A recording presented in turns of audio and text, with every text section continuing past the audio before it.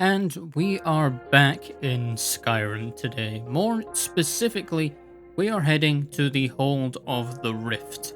Skyrim is full of little details that paint pictures of stories and adventures the player is only able to find the aftermath of. And today, we are heading to the Rift to find just 5 of these stories.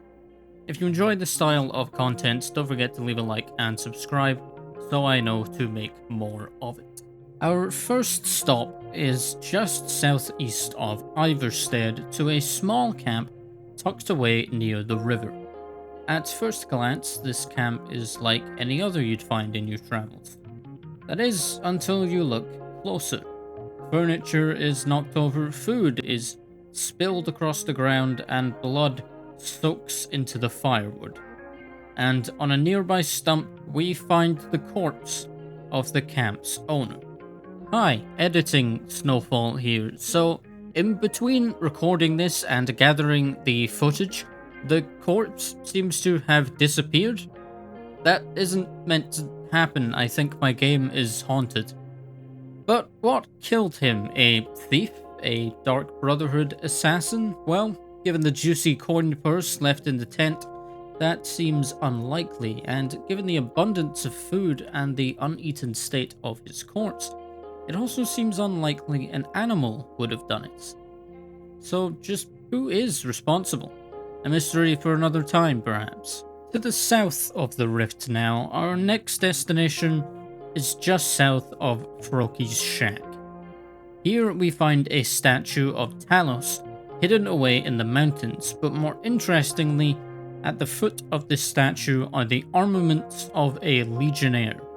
Armaments of those who, according to the White Gold Concordate, must enforce the ban on the worship of Talos.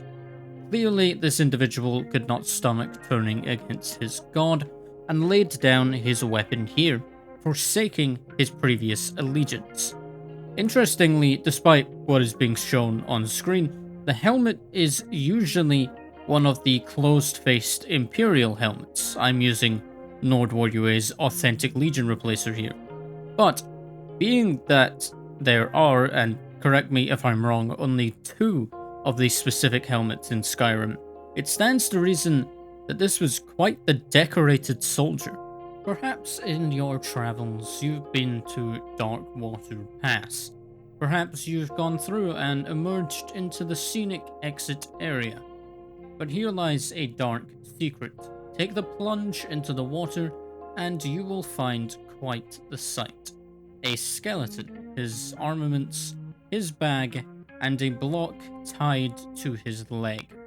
And that is just one leg. If we clip under the ground, we can see the extra rope from the block, the extra stairs nearby, and even the bottom of the boots his one foot is wearing. This means he was very purposefully designed this way, to have only one leg.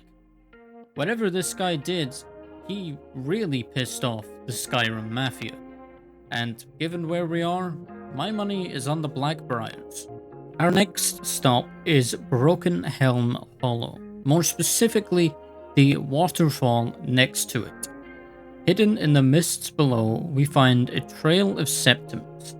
If we follow this trail, we find an iron sword, and heading further down, we can find the owner, a Khajiit, with his final few remaining coins.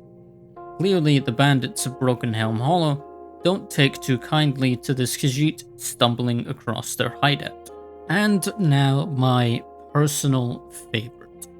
This one is found just past the river south of Gehrman's Hall.